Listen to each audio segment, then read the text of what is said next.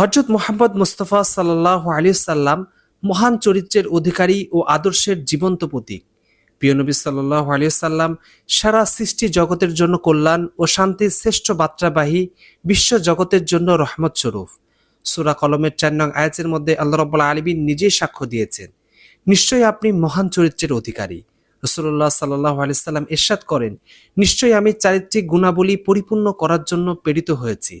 আম্মাজান হযরত আয়েশা রাদিয়াল্লাহু তাআলা আনহাকে নবীজির চরিত্র সম্পর্কে জিজ্ঞেস করা হলে তিনি বলেছিলেন, জেনে রাখো, পুরো কোরআনই হলো রাসূলুল্লাহ সাল্লাল্লাহু আলাইহি সাল্লামের চরিত্র, অর্থাৎ তিনি ছিলেন আল কোরআনের বাস্তব নমুনা। হযরত আনাস ইবনে মালিক রাদিয়াল্লাহু তাআলা আনহু বলেন, আমি রাসূলুল্লাহ সাল্লাল্লাহু আলাইহি সাল্লামের ১০ বছর খেদমত করেছি। খেদমতের এই দীর্ঘ সময়ে রাসূলুল্লাহ সাল্লাল্লাহু আলাইহি সাল্লাম আমাকে কখনো বলেননি, আনাস এই কাজটি কেন করেছো, আনাস এই কাজটি কেন করনি।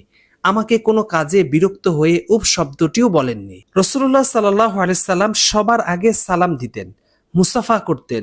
মুসাফা করে নিজে আগে হাত টেনে নিতেন না, অপরজন হাত না সরানো পর্যন্ত হাত ধরেই থাকতেন। কারো সামনে পা ছড়িয়ে দিয়ে বসতেন না, কোনো কিছুতে হেলান দিয়ে খেতেন না। ব্যক্তিগত কারণে রাসূলুল্লাহ সাল্লাল্লাহু আলাইহি সাল্লাম প্রতিশোধ নিতেন না। একবার খয়বারের ইহুদিরা রাসূলুল্লাহ সাল্লাল্লাহু আলাইহি সাল্লামকে দাওয়াত করলো। রাসূলুল্লাহ সাল্লাল্লাহু আলাইহি সাল্লাম দাওয়াতে উপস্থিত হলেন। ইহুদিরা ষড়যন্ত্র করলো, খাদ্যে বিষ মেশালো। রাসূলুল্লাহ সাল্লাল্লাহু আলাইহি সাল্লাম খাদ্যে মুখ দিলেন। এমন সময় আল্লাহ তাআলা প্রিয় নবী সাল্লাল্লাহু আলাইহি সাল্লামকে বিষের বিষয়ে অবগতি করলেন। রাসূলুল্লাহ সাল্লাল্লাহু আলাইহি সাল্লাম খাবার থেকে হাত গুটিয়ে নিলেন। ইহুদিদের ষড়যন্ত্র জেনে গেলেন, তবুও তাদের ক্ষমা করে দিলেন, কারণ রাসূলুল্লাহ সাল্লাল্লাহু আলাইহি সাল্লাম ব্যক্তিগত কারণে কারো থেকে প্রতিশোধ নেননি। রাসূলুল্লাহ সাল্লাল্লাহু আলাইহি সাল্লাম শত্রুকে ক্ষমা করে দিতেন।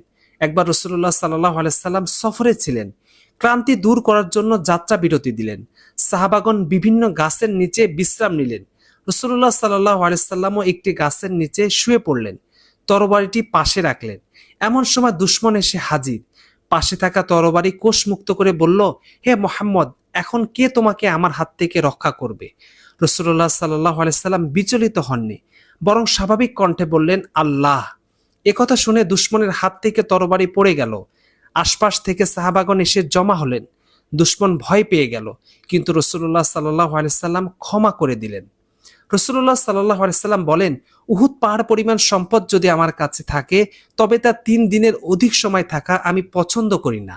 একবার এক ব্যক্তি নবীজি সাল্লাল্লাহু আলাইহি সাল্লামের কাছে এসে একটি বকরি চাইলে তিনি তাকে এত বেশি পরিমাণ দান করলেন, যা ২ পাহাড়ের মধ্যস্থান পূর্ণ করে দিবে।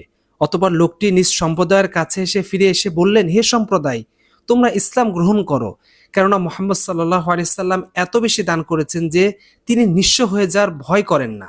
কেউ অসুস্থ হয়ে পড়লে নবীজি সাল্লাল্লাহু আলাইহি সাল্লাম তার বাড়িতে গিয়ে সেবা করতেন ও সান্ত্বনা দিতেন, তার জন্য দোয়া করতেন, কি খেতে মন চাই তা শুনতেন, ক্ষতিকর না হলে তা দেবার ব্যবস্থা করতেন। একবার এক ইহুদি ছেলে অসুস্থ হয়ে পড়লে তিনি তার বাড়িতে গিয়ে সান্ত্বনা দেন ও পরিচর্যা করেন। এমন সময় তিনি বলেন, তুমি ইসলাম কবুল করো। তখন ছেলেটি তার বাপের দিকে তাকালো, যে তার নিকটে বসা ছিল। বাপ তাকে বলল, তুমি আবুল কাসেমের কথা মেনে নাও। তখন ছেলেটি কালেমায়ে শাহাদাত পাঠ করে এবং ইসলাম কবুল করলো, অতঃপর মারা গেল। এরপর রাসূলুল্লাহ সাল্লাল্লাহু আলাইহি সাল্লাম বের হওয়ার সময় বললেন, আল্লাহর জন্য সকল প্রশংসা, যিনি তাকে আমার মাধ্যমে জাহান্নাম থেকে মুক্তি দিলেন। রাসূলুল্লাহ সাল্লাল্লাহু আলাইহি সাল্লাম সর্বদা দৃষ্টি অবনত রাখতেন, কখনোই অন্যের উপর নিজের দৃষ্টি নিক্ষেপ করতেন না। তিনি কারো মুখের উপর কোনো অপছন্দ নিয়ে কথা বলতে লজ্জা পেতেন। আবু সাঈদ খুদরি রাদিয়াল্লাহু তাআলা আনহু বলেন, তিনি পদ্মানিসীন কুমারী মেয়েদের চাইতেও অধিক লজ্জাশীল ছিলেন। যখন তিনি কিছু অপছন্দ করতেন, তখন তার চেহারা দেখে আমরা বুঝে নিতাম। কারো কোনো মন্দ কাজ দেখলে সরাসরি তাকে মন্দ না বলে সাধারণভাবে নিষেধ করতেন, যাতে লোকটি লজ্জা না পায়, অথচ বিষয়টি বুঝতে পেরে সে নিজেই সংশোধন হয়ে যায়। আল্লাহ তাআলা সকল মানুষকে প্রিয় নবী সাল্লাল্লাহু আলাইহি সাল্লামের আদর্শ গ্রহণ করে উত্তম চরিত্রের অধিকারী হওয়ার তৌফিক দান করুন। আমিন।